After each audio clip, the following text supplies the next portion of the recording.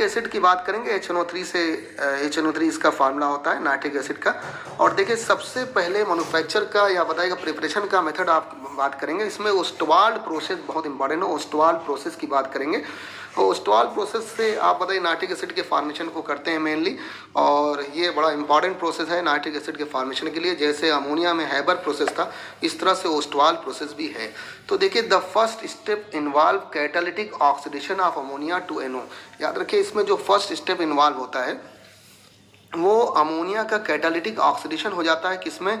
Nitric oxide में। जैसे देखिए 4 मोल्स हमने अमोनिया का ले लिया, 5 मोल ऑक्सीजन का ले लिया, और प्लेटिनम या रोडियम बताइए यहाँ कैटलिस्ट या गेज कैटलिस्ट है, 500 केल्विन और 9 बार पर ये 4NO में जाता है यानी नाइट्रिक ऑक्साइड में, और वाटर में जाता है। तो पहला जो प्रोसेस है इसमें कैटालिटिक ऑक्सीडेशन होता है अमोनिया का, और ये किस में चला जाता है? NO में। और फिर बताइए इन सेकेंड स्टेप में NO is concentrated to NO2, यानी NO को कंसनट्रेट कर देते हैं किसके साथ? NO2 के साथ। और NO कंसनट्रेटेड हो जाता है किसमें? NO2 में, यानी NO2 में बदल जाता है NO, which dissolve in water, यही वाटर में डिजॉल्व होकर इन प्रेजेंस ऑफ ऑक्सीजन बनाता है नाइट्रिक एसिड। देखिए तो पहला प्रोसेस यहाँ पर जो फर्स्ट स्टेप है इन्वॉल्व होता है catalytic oxidation of ammonia to NO में जाता है, और NO को बताइए फिर कंसनट्रेट कर देते हैं ऑक्सीजन के साथ कंबाइन कर देते हैं, जिससे ये NO2 बन जाता है। देखिए यहाँ पर 2NO + O2 2NO2 बताइए 2NO2 का फॉर्मेशन करता है, और इस NO2 को वाटर और ऑक्सीजन के प्रेजेंस में बताइएगा नाइट्रिक एसिड में कन्वर्ट कर देते हैं। तो इस तरह से ओस्टवाल्ड प्रोसेस 2 स्टेप में होता है। पहले स्टेप में NO का फॉर्मेशन होता है, दूसरे स्टेप में NO2, और उसके बाद फाइनली बताइए वाटर और ऑक्सीजन के साथ मिलकर ये नाइट्रिक एसिड का फॉर्मेशन करता है। चलिए इसके आगे की स्लाइड देखते हैं, और अब नेक्स्ट मेथड पढ़ते हैं, इसको प्रिपरेशन का नेक्स्ट मेथड पढ़ते हैं, और ये है बर्कलैंड एंड आइट प्रोसेस। याद रखिए बर्कलैंड एंड आइट प्रोसेस, और इसी को आर्क प्रोसेस भी कहते हैं। In this process air is used as raw material. याद रखिएगा इसमें एयर को रॉ मटेरियल की तरह यूज करते हैं। Air is made free from moisture and CO2। याद रखिएगा एयर को आप फ्री कर देंगे किससे? मॉइस्चर और CO2 से। And then subjected to action of electric arc, फिर उसके बाद आप इसके ऊपर इलेक्ट्रिक आर्क डालेंगे। तो देखिए N2 + O2 को इलेक्ट्रिक आर्क पास कराते हैं 3300 डिग्री सेल्सियस पर। रिवर्सिबल रिएक्शन है, 2NO यानी नाइट्रिक ऑक्साइड बनता है, और ये कैसी रिएक्शन है? इंडोथर्मिक रिएक्शन है, क्योंकि यहाँ पर हीट रिलीज नहीं हो रही, हीट यहाँ पर बताइएगा रिक्वायर्ड है, माइनस साइन लगा हुआ है, तो यानी बताइएगा ये इंडोथर्मिक प्रोसेस है। यहाँ पर हीट चाहिए होगी 43.2 किलो कैलोरी हीट चाहिए होगी। अब देखिए फिर NO को फिर से कंसनट्रेट कर देते हैं ऑक्सीजन के साथ, और बताइए क्या बन जाता है? NO2, और फिर NO2 को बताइए वाटर से कंबाइन करके HNO3 और NO बना देते हैं। तो देखिए यहाँ पर फिर से क्या बन गया? HNO3 बन गया, और बताइएगा NO का फॉर्मेशन हो गया। तो देखिए ये दूसरा प्रोसेस था, ये बर्कलैंड एंड आइट प्रोसेस है। और देखिए यहाँ पर सबसे पहले नाइट्रोजन एयर जो है, एयर पर इलेक्ट्रिक आर्क पास कराते हैं, NO का फॉर्मेशन होता है, फिर NO ऑक्सीजन से मिलकर NO2 बनाती है, फाइनली NO2 वाटर से कंबाइन करके HNO3 का फॉर्मेशन कर देती है। तीसरा चलिए लैब प्रिपरेशन की बात करते हैं। हम लोगों ने ओस्टवाल्ड प्रोसेस और बर्कलैंड एंड आइट प्रोसेस देखा, मैन्युफैक्चर में इंपॉर्टेंट प्रोसेस था। अब लैब प्रिपरेशन की बात करते हैं, और ये है रिटार्ड प्रोसेस। देखिए it is prepared by the reaction of KNO3 nitre और NaNO3, जिसको चिली साल्टपेटर भी कहते हैं। तो देखिए it is prepared by the reaction of nitre और NaNO3 चिली साल्टपेटर। तो यहाँ पर NaNO3 को कंसनट्रेट H2SO4 से रिएक्ट कराते हैं, जिससे यहाँ पर NaNO3 एक हाइड्रोजन ले लेता है और बताइए NaHSO4 बना देता है, और साथ में HNO3 का फॉर्मेशन होता है। तो देखिए आपने नाइटर के हेल्प से HNO3 बना दिया, NaNO3 को कंसनट्रेट H2SO4 से रिएक्ट करा दिया, और NaHSO4 सोडियम बाइसल्फेट और HNO3 यानी नाइट्रिक एसिड का फॉर्मेशन हो गया। इसी तरह से यहाँ पर KNO3 को यानी नाइटर को पहले में हम लोगों ने चिली साल्टपेटर से रिएक्शन कराया था, दूसरे में नाइटर की बात करेंगे। KNO3 यानी पोटेशियम नाइट्रेट को कंसनट्रेट H2SO4 से रिएक्ट कराएंगे, हीट करा देंगे, और हीट कराने से यहाँ पर KHSO4 बनता है, पोटेशियम बाइसल्फेट बनता है, और साथ साथ नाइट्रिक एसिड का फॉर्मेशन होता है। तो ये दूसरा यहाँ पर देखिए 2 मेथड हैं। एक यहाँ पर सिंपली आप बताइए नाइटर से रिएक्ट करा दीजिए KNO3 से, या सिंपली NaNO3 यानी चिली साल्टपेटर से कंसनट्रेट H2SO4 को रिएक्ट करा दिए तो HNO3 का फॉर्मेशन हो जाता है। अब देखिएगा फिजिकल प्रॉपर्टीज की बात करते हैं। तो यहाँ पर जो नाइट्रिक एसिड एक इंपॉर्टेंट कंपाउंड है, इसके फिजिकल प्रॉपर्टीज की बात करेंगे तो सबसे पहले कहते हैं pure nitric acid is colourless. कैसा होता है? कलरलेस होता है। और fuming liquid having a pungent smell. बताइए फ्यूमिंग लिक्विड होता है हैविंग, तो देखिए प्योर नाइट्रिक एसिड क्या होगा? कलरलेस होगा, फ्यूमिंग लिक्विड होगा, हैविंग अ पंजेंट स्मेल। और इसके बाद और भी इसके फिजिकल प्रॉपर्टीज की बात करते हैं। और देखिए it has corrosive action on the skin and causes painful blister. इसका मतलब इसका कोरोसिव एक्शन होता है स्किन पर, जिसकी वजह से पेनफुल जरा बताइए छाले जैसे स्ट्रक्चर बन जाते हैं, पेनफुल ब्लिस्टर्स बन जाते हैं। तो याद रखिएगा ये कोरोसिव एक्शन है, ये बताइए कंसंट्रेटेड HNO3 बताइएगा स्किन को हार्म करता है और पेनफुल ब्लिस्टर बना देता है। और देखिए it is soluble in water, water में ये सॉल्युबल होगा इन ऑल प्रपोर्शन, सभी प्रपोर्शन में ये वाटर में क्या होगा? सॉल्युबल होगा। और देखिए 68% nitric acid form constant boiling point mixture. याद रखिएगा 68% नाइट्रिक एसिड जो होगा ये कांस्टेंट बॉइलिंग पॉइंट मिक्सचर बनाएगा। This aqueous solution shows negative deviation from Raoult's law, azeotropic mixture का फॉर्मेशन। देखिए एजियोट्रॉपिक मिक्सचर में क्या होता है? दो लिक्विड आपस में मिक्स करते हैं, एक नए तरह का कांस्टेंट बॉइलिंग पॉइंट मिक्सचर बना देते हैं, जिससे उसे एजियोट्रॉपिक मिक्सचर कहते हैं। और एजियोट्रॉपिक मिक्सचर को फ्रैक्शनल डिस्टिलेशन से आप अलग नहीं कर सकते हैं। इसका मतलब दो लिक्विड सिंपली कंबाइन करेंगे और एक नए कांस्टेंट बॉइलिंग पॉइंट मिक्सचर का फॉर्मेशन करेंगे, उन्हें एजियोट्रॉपिक मिक्सचर कहते हैं या नॉन आइडियल सॉल्यूशन कहते हैं। और इन्हें आप फ्रैक्शनल डिस्टिलेशन से अलग नहीं कर सकते। तो 68% नाइट्रिक एसिड जो है फॉर्म करेगा कांस्टेंट बॉइलिंग पॉइंट मिक्सचर, जिसका बॉइलिंग पॉइंट होगा 121 degree Celsius. This aqueous solution बताएगा ये शो करेगा negative deviation from Raoult's law. Raoult's law आपको पता है, राउल्स लॉ बताया था आपको हम लोगों ने पीछे पढ़ाया था सॉल्यूशन में। राउल्स लॉ बताया था कि बताइएगा at constant temperature and concentration बताइएगा the vapour pressure of liquid directly proportional to क्या होगा? मोल फ्रैक्शन क्या होगा। और राउल्स लॉ में हम लोगों ने आपको बहुत इंपॉर्टेंट ये समझाया था कि आइडियल सोल्यूशन जो होता है राउल्स लॉ को कंप्लीटली फॉलो करता है और vapour pressure of solution directly proportional to mole fraction of volatile component के होता है। और देखिए ये पीछे बात किया था। और यहाँ पर 68% नाइट्रिक एसिड फॉर्म करेगा कांस्टेंट बॉइलिंग पॉइंट मिक्सचर का, जिसका बॉइलिंग पॉइंट 121 डिग्री सेल्सियस होगा। This aqueous solution shows negative deviation from Raoult's law.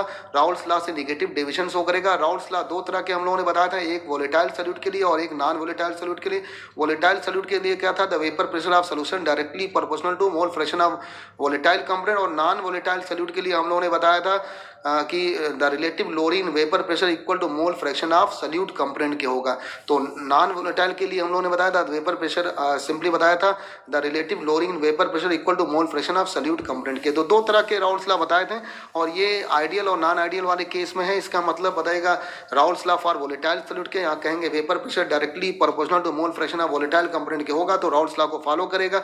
लेकिन ये शो करता है negative deviation from Raoult's law, क्योंकि ये एजियोट्रॉपिक मिक्सचर है, नॉन आइडियल सोल्यूशन है।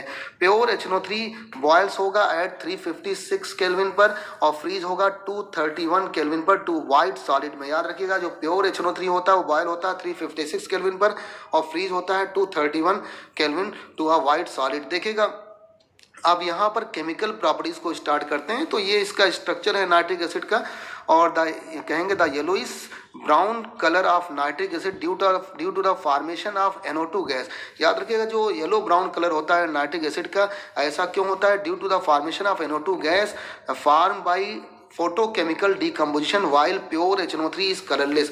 जबकि प्योर HNO3 बताइए कलरलेस होता है, लेकिन जब बताएगा यहाँ पर फोटोकेमिकल डीकम्पोजिशन करा दें HNO3 का तो ये ब्राउन कलर की गैस बनाता है। NO2 एक ब्राउन कलर की गैस होती है। देखिए ये रिएक्शन में दिखाया गया है 4HNO3 gives 4NO2 plus 2H2O plus O2, तो ब्राउन कलर की गैस बनेगी। और देखिए बड़ी इंपॉर्टेंट बात है कि जो प्योर HNO3 होता है वो कलरलेस होता है, लेकिन जब बताएगा यहाँ पर HNO3 का डीकम्पोजिशन कराते हैं, फोटोकेमिकल डीकम्पोजिशन कराते हैं, तो वो NO2 का फॉर्मेशन कराता है और NO2 क्या होती है? ब्राउन कलर की गैस होती है। केमिकल प्रॉपर्टीज की और बात करते हैं। हम लोगों ने बताया था कि प्योर HNO3 बताइएगा क्या होता है? कलरलेस होता है, जबकि HNO3 का अगर फोटोकेमिकल डीकम्पोजिशन कर दिया जाए तो ये ब्राउन कलर में बदल जाता है, क्योंकि NO2 गैस बनती है और NO2 ब्राउन कलर की गैस होती है। अब देखिए यहाँ पर बताएंगे फ्यूमिंग नाइट्रिक एसिड 98% स्पेसिफिक बताइए 98% हो और स्पेसिफिक ग्रेविटी इसकी यानी एक तरह से डेंसिटी इसकी क्या हो 1.51 हो, is obtain bye distilling concentrate nitric acid with concentrate H2SO4। अगर आप बताइएगा कंसंट्रेट नाइट्रिक एसिड को डिस्टिल कर दें कंसंट्रेट H2SO4 से तो फ्यूमिंग नाइट्रिक एसिड बनता है और 98% बायोमास होगा और स्पेसिफिक ग्रेविटी क्या होगी 1.51 होगी। It can also obtain by dissolving excess of NO2। इसका मतलब एक तरह से कंसंट्रेट HNO3 और कंसंट्रेट H2SO4 का जो मिक्सचर होता है ये फ्यूमिंग नाइट्रिक एसिड कहलाएगा। और याद रखिए it can also be obtain by dissolving excess of NO2। अगर एक्सेस ऑफ NO2 को डिजॉल्व कर दें कंसंट्रेट HNO3 में तो भी बताएगा फ्यूमिंग नाइट्रिक एसिड बन जाता है। देखिए ब्रैकेट में हम लोगों ने बताया 86% HNO3 with dissolve NO2 is called fuming nitric acid. याद रखिएगा 86% HNO3 with dissolve NO2 is called fuming nitric acid. तो देखिए अगर हम लोगों ने फ्यूमिंग नाइट्रिक एसिड बनाना है तो यहाँ पर कंसंट्रेट नाइट्रिक एसिड और कंसंट्रेट H2SO4 को डिस्टिल कर दें जिससे फ्यूमिंग नाइट्रिक एसिड बन जाएगा और इसकी स्पेसिफिक ग्रेविटी 1.51 होगी। और it can also be obtain by dissolving excess of NO2। Excess of NO2 ले लें विद कंसंट्रेट HNO3 यानी 86% HNO3 ले लेंगे किसके साथ विद डिजॉल्व NO2 में और ये बनाएगा फ्यूमिंग नाइट्रिक एसिड का फॉर्मेशन होगा। देखिए अब बता दें इसके बाद की लाइन में dilute HNO3 develops yellow stains on the skin. ऐसा क्यों होता है आपको बताते हैं डाइल्यूट HNO3 येलो स्टेन बनाता है स्किन पर due to the formation of xanthoproteic acid. याद रखिएगा ज़ैंथोप्रोटिक एसिड बनाता है जो कि एक नाइट्रोप्रोटीन कॉम्प्लेक्स है। याद रखिएगा dilute HNO3 develops yellow stains on the skin due to the formation of xanthoproteic acid. ये बड़ा इंपॉर्टेंट है, ज़ैंथोप्रोटिक एसिड का फॉर्मेशन करता है जो कि एक नाइट्रोप्रोटीन कॉम्प्लेक्स है। अब देखिए भाई इसके ऑक्सीडाइजिंग प्रॉपर्टी की बात करते हैं तो ऑक्सीडाइजिंग प्रॉपर्टी में बात करते हैं तो नाइट्रिक एसिड जो होता है ये स्ट्रॉन्ग ऑक्सीडाइजिंग एजेंट होता है। It acts as oxidising agent. देखिए 2HNO3 ब्रेक करेगा 2NO2 में। NO2 बताइएगा ब्राउन कलर की गैस होती है और H2 और O में O बताइए यहाँ पर नेसेंट ऑक्सीजन है। तो देखिए 2HNO3 ब्रेक कर रहा है 2NO2 में H2O में और O में O नेसेंट ऑक्सीजन है। और देखिए इसी नेसेंट ऑक्सीजन की वजह से यहाँ पर ऑक्सीडेशन होगा। और देखिए सबसे पहले यहाँ पर रिएक्शन विथ नॉन मेटल कराते हैं तो रिएक्शन विथ नॉन मेटल होगा। सल्फर को अगर बताइए नेसेंट ऑक्सीजन से कराएं यानी बताइए HNO3 अगर ऑक्सीडाइज करेगा तो SO3 बनेगा और SO3 वाटर से रिएक्ट करके क्या बना देगा सल्फ्यूरिक एसिड यानी H2SO4 का फॉर्मेशन कर देगा। I2 जरा बताइए ऑक्सीजन से बताइए नेसेंट ऑक्सीजन से कंबाइन करता है तो ऑक्सीडाइज होकर I2O5 यानी आयोडीन पेंटाऑक्साइड में जाता है और जब ये वाटर से रिएक्ट कर जाता है तो HiO4 बनाता है जो कि पर आयोडिक एसिड कहलाता है। +7 इसका ऑक्सीडेशन स्टेट होगा I का यहाँ पर, इसलिए ये पर एक एसिड लगाते हैं यहाँ पर तो पर आयोडिक एसिड होगा। फास्फोरस जब बताइएगा ऑक्सीजन से कंबाइन करता है नेसेंट ऑक्सीजन से इसका मतलब ऑक्सीडाइज हो जाता है तो P2O5 का फॉर्म करता है इसका मतलब फास्फोरस पेंटाऑक्साइड। और ये फास्फोरस पेंटाऑक्साइड जब वाटर से मिलेगा तो H3PO4 बनाएगा जिसको आर्थोफास्फोरिक एसिड कहते हैं। तो देखिए इस तरह से सल्फर का ऑक्सीडेशन से SO3 बनता है, SO3 वाटर से रिएक्ट करके H2SO4 बनाता है, सल्फ्यूरिक एसिड का फॉर्मेशन करता है, I2 का ऑक्सीडाइज करके I2O5 बनता है और बताइएगा यहाँ पर ये H2O से रिएक्ट करके फिर से HiO4 बनाता है और पर आयोडिक एसिड बनता है। फास्फोरस ऑक्सीजन से बताइएगा ऑक्सीडाइज होकर P2O5 बनाता है और ये H2O से रिएक्ट करके H3PO4 बनाता है, इसका मतलब फास्फोरिक एसिड बनाता है। एग्जाम्पल में देख लीजिए, इसके एग्जाम्पल में तो रिएक्शन विथ नॉन मेटल हम लोगों ने लिया था, सल्फर आयोडीन और फास्फोरस तीनों नॉन मेटल थे। तो देखिए कार्बन जैसे एक नॉन मेटल है 4HNO3 से कंबाइन करता है और क्या बनाता है यहाँ पर CO2 बनाता है, H2 और 4NO2 का फॉर्मेशन करता है तो कार्बन डाइऑक्साइड वाटर और नाइट्रोजन डाइऑक्साइड बनता है। तो ये एग्जाम्पल है, देखिए कार्बन नॉन मेटल है HNO3 से कंबाइन करके CO2 और वाटर और बताइएगा NO2 बनाता है, एक तरह से ऑक्सीडाइज हो जाता है। सल्फर बताइएगा नॉन मेटल है S8 बताइए 48HNO3 से कंबाइन करता है और सल्फ्यूरिक एसिड का फॉर्मेशन करता है। देखिए यहाँ पर सल्फ्यूरिक एसिड का फॉर्मेशन करेगा 48NO2 बनेगा और साथ में 16H2O बनेगा।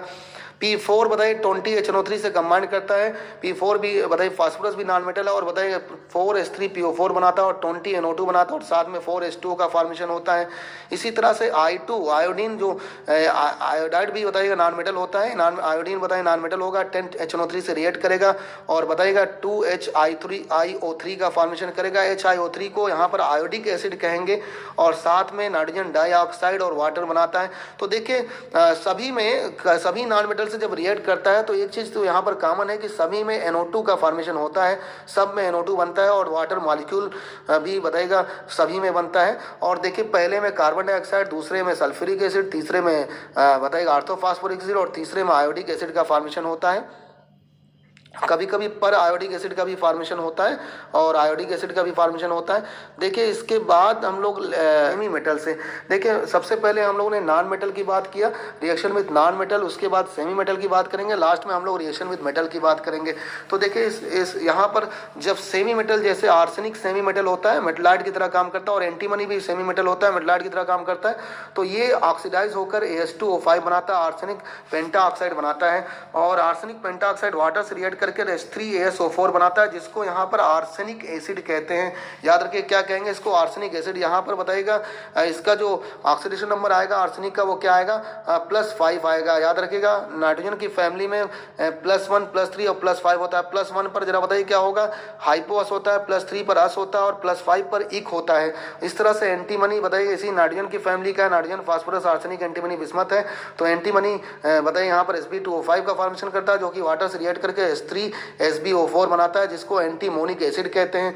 तो एंटीमोनिक एसिड यहाँ पर भी Sb का जो ऑक्सीडेशन नंबर होगा वो क्या होगा, +5 होगा, तो ये एंटीमोनिक एसिड बनता है। इस तरह से देखिए आर्सेनिक से भी और एंटीमनी से भी, दोनों से बताइएगा एक एसिड का फॉर्मेशन होता है।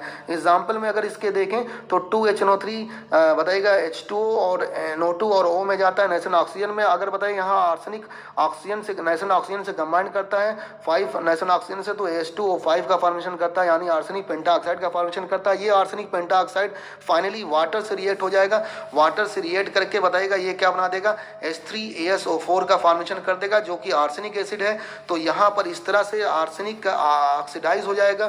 तो देखिए अब पूरे को ऐड करते हैं, तो ऐड करेंगे तो 5O से 5O कैंसिल हो जाएगा, और साथ साथ जरा बताइए यहाँ पर H2O भी यहाँ पर ये देखिए 3H2O है, और इधर जरा बताइए यहाँ पर 5H2O है।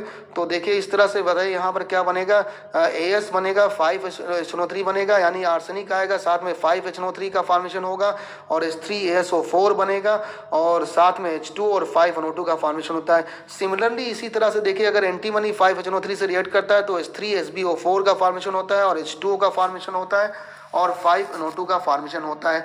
तो देखिए इस तरह से यहाँ पर आर्सेनिक बन गया, नाइट्रिक एसिड है, और साथ में यहाँ पर आर्सेनिक एसिड है और NO2 है। देखिए कॉमन यहाँ पर क्या है, NO2 दोनों में बनता है और H2O भी दोनों में बनता है। एक में बताइएगा बनता है आर्सेनिक एसिड, दूसरे में एंटीमोनिक एसिड। तो इस तरह से थोड़ा सा कॉमन बातों पर आप ध्यान रखिएगा, और पूरी तरह से देखिए यहाँ पर बार बार क्यों बताया जा रहा है, बार बार इसलिए बताया जा रहा है जिससे आपको याद हो जाए, और रिएक्शंस थोड़ी सी आपको याद करनी पड़ती है, लेकिन साथ साथ कुछ ट्रिक भी लगानी होती है ऑक्सीडेशन नंबर के बेसिस पर।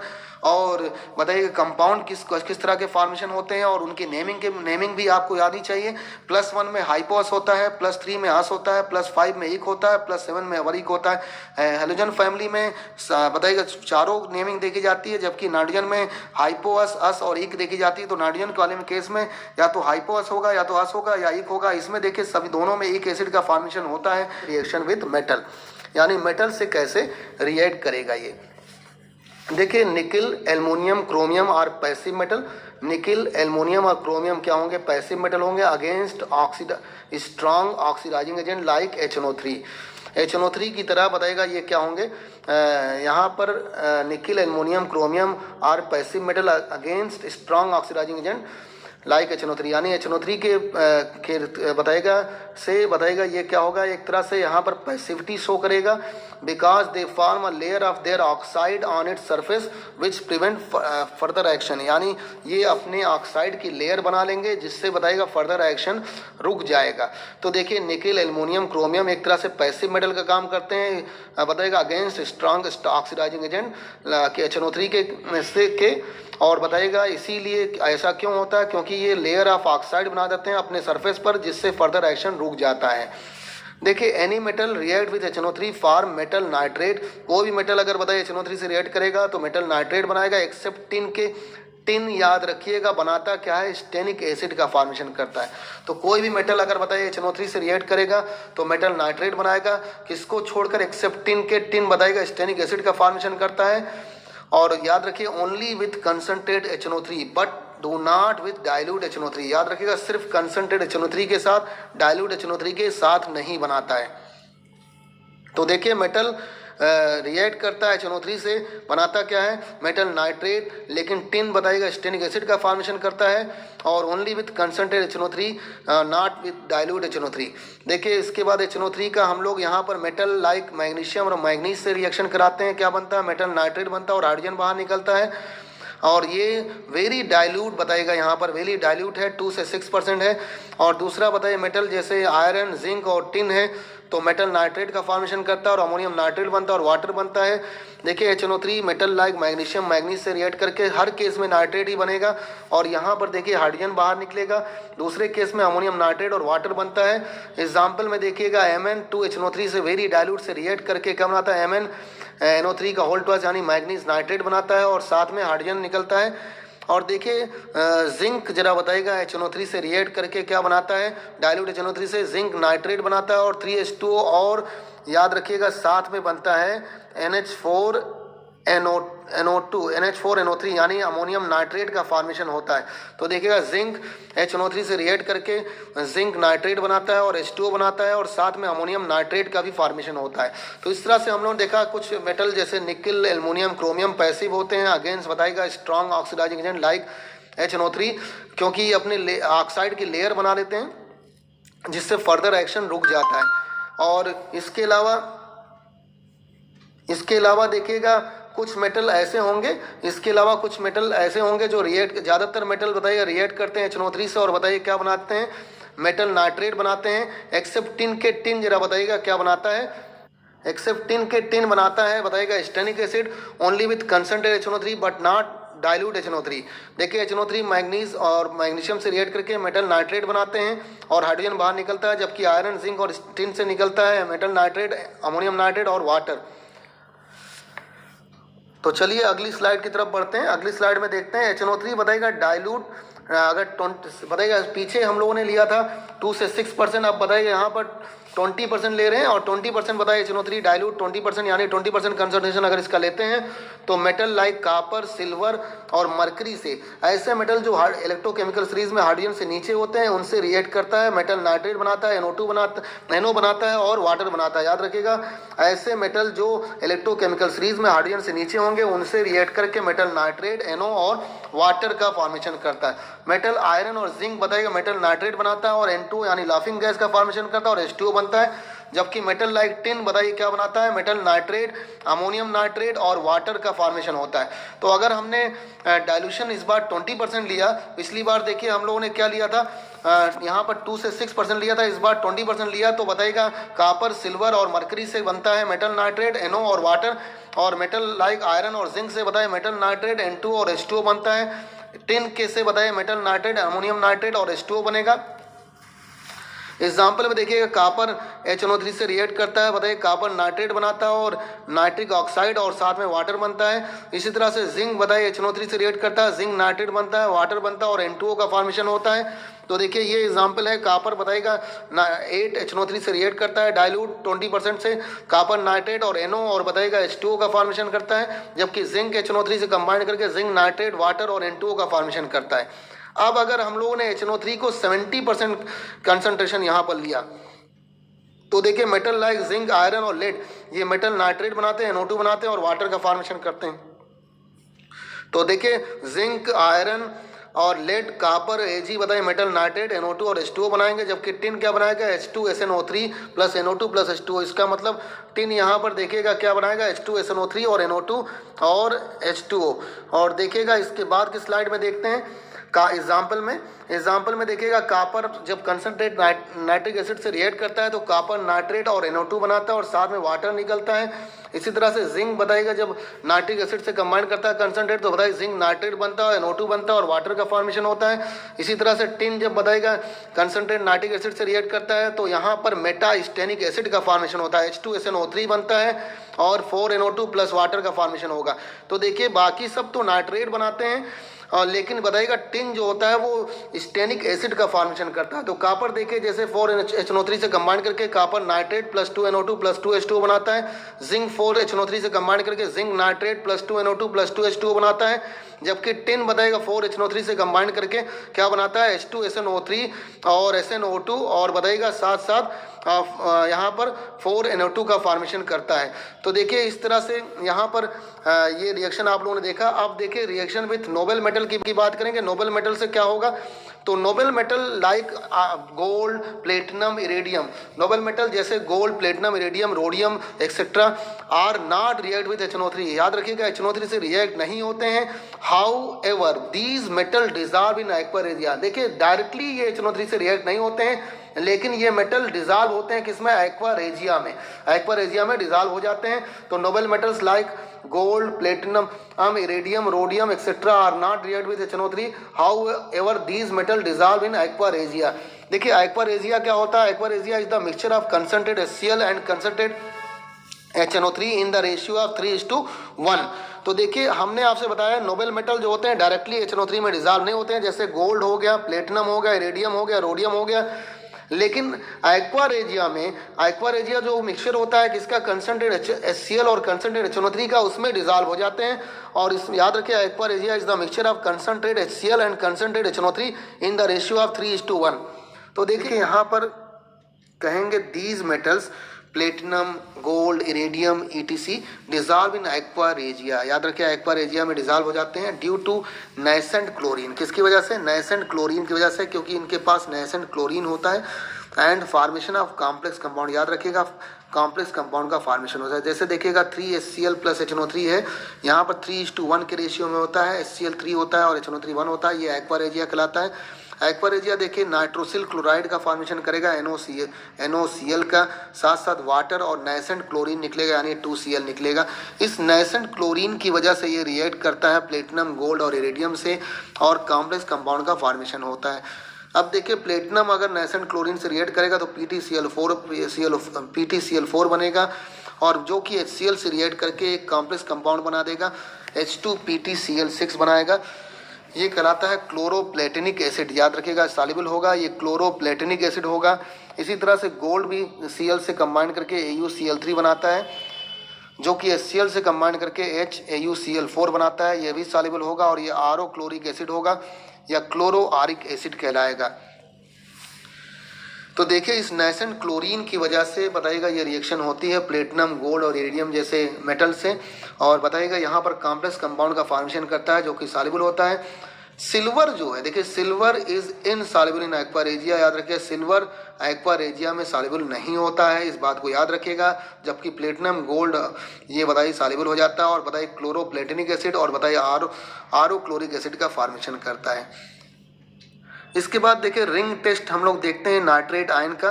Ring test in qualitative analysis the presence of nitrate ion is detected by ring test. याद रखिएगा क्वालिटेटिव एनालिसिस में नाइट्रेट आयन के प्रेजेंस को हम लोग देखते हैं रिंग टेस्ट से। इसमें क्या होता है, in this test a freshly prepared solution of FeSO4 यहाँ पर लेते हैं, added to aqueous solution of nitrate. याद रखिएगा यहाँ पर एक फ्रेशली प्रिपेयर्ड सोल्यूशन है फेरस सल्फेट का लेते हैं, और ये ऐड कर देते हैं एक्वस सोल्यूशन ऑफ नाइट्रेट में। Pure concentrate H2SO4 is then added carefully dropwise, यानी धीरे धीरे आप ड्रॉप वाइज बताइए H2SO4 को ऐड करेंगे। किसमें, इस सोल्यूशन में FeSO4 ऐड किया गया नाइट्रेट के सोल्यूशन में, और बताइएगा along the wall of test tube आप धीरे धीरे बताएंगे यहाँ पर कंसंट्रेट H2SO4 को ऐड करते हैं। The appearance of dark brown at the junction of two layers, the appearance of dark brown at the junction of two layer indicate the presence of nitrate ion। ये indicate करेगा presence of nitrate ion को। याद रखिएगा the appearance of dark brown at the junction of two layer indicate the presence of nitrate ion. देखिए simply हम लोग qualitative analysis में presence of nitrate ion को डिटेक्ट करते हैं बाय रिंग टेस्ट से। In this test of freshly prepared solution of FeSO4 is added to aqueous solution of nitrate or pure concentrate H2SO4 then added carefully drop wise along the wall of test tube.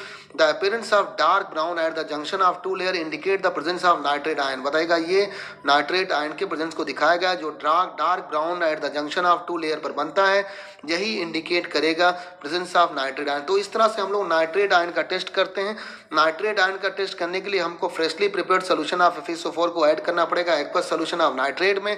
Pure concentrate H2SO4 को धीरे धीरे हम लोग test tube की wall के along बताएगा add करेंगे, जिससे यहाँ पर dark brown at the junction of two layer पर बनेगा, indicate the presence of nitrate ion. देखिए the brown ring test for nitrate ion आपको बता दें एक और टेस्ट होता है the brown ring test for nitrate ion, जो यहाँ पर ब्राउन कलर का बनता है, इसी को brown ring test of nitrate ion कहते हैं। तो the brown ring test for nitrate ion depends upon the ability of, देखिए एबिलिटी ऑफ फेरस आयन, जो ये ब्राउन रिंग टेस्ट होगा ये डिपेंड करता है एबिलिटी ऑफ फेरस आयन पर to reduce nitrate ion to nitric oxide when they react with Fe+2 ion to form brown coloured complex. याद रखिएगा the brown ring test for nitrate ion depend upon the ability of ferrous ion to reduce nitrate ion to nitric oxide when they react with ferrous ion to form brown colour का complex. तो किस तरह का complex बनाएंगे? Brown colour का complex बनाएंगे। तो देखिए यहाँ पर जो इसकी एबिलिटी है बताइएगा ब्राउन रिंग टेस्ट की नाइट्रेट आयन की, वो डिपेंड करेगी इसकी एबिलिटी ऑफ फेरस आयन पर, और यही रिड्यूस करेगा नाइट्रेट आयन को टू नाइट्रिक ऑक्साइड में, और ये नाइट्रिक ऑक्साइड बताइएगा रिएक्ट करेगा Fe+2 आयन से और ब्राउन कलर का कॉम्प्लेक्स बना देगा। तो चलिए इसको आगे देखते हैं आगे की स्लाइड में। और देखिएगा यहाँ पर नाइट्रेट आयन Fe+2 से कंबाइन करता है एसिडिक मीडियम में 4H+ में एक्वस में, और बताइए नाइट्रिक ऑक्साइड का फॉर्मेशन करता है, और साथ में फेरिक में। तो देखिए नाइट्रेट फेरस से कंबाइन करता है H+ के साथ और नाइट्रिक ऑक्साइड बनता है, और साथ में फेरिक आयन भी बनता है। तो यहाँ पर फेरिक आयन का भी फॉर्मेशन होगा और H2O भी बनेगा। ये देखिए FeH2O होल 6 का +2 NO से कंबाइन करके ये जो आयरन और वाटर का बताइए कॉम्प्लेक्स कंपाउंड है, ये NO से कंबाइन करके FeH2O का होल 5 NO +2 बनाता है, प्लस H2O बनाता है। ये पेंटा एक्वा नाइट्रोसोनियम आयरन फर्स्ट है। याद रखिए ये पेंटा एक्वा नाइट्रोसोनियम आयरन फर्स्ट है। यहाँ पर आयरन की जो ऑक्सीडेशन नंबर होगा 1 होगा, यहाँ पर 1 होगा। तो पेंटा एक्वा नाइट्रोसोनियम आयन है, आयरन फर्स्ट, अब ब्राउन कलर का कॉम्प्लेक्स बनेगा। याद रखिएगा ये कॉम्प्लेक्स कंपाउंड बनता है, यही बताया गया था the brown ring test for nitrate ion depends upon the ability of Fe+2 ion to reduce nitrate ion to nitric oxide when they react with Fe+2 ion to form brown colour का complex. बताइए किस colour का complex बनाते हैं? Brown colour का। तो ये पूरी तरह से क्वालिटेटिव एनालिसिस हुई नाइट्रेट आयन की बाय रिंग टेस्ट। और बताएगा इन दिस टेस्ट बताइए freshly prepared solution of FeSO4 add करेंगे, किसमें? एक्वस सोल्यूशन ऑफ नाइट्रेट में।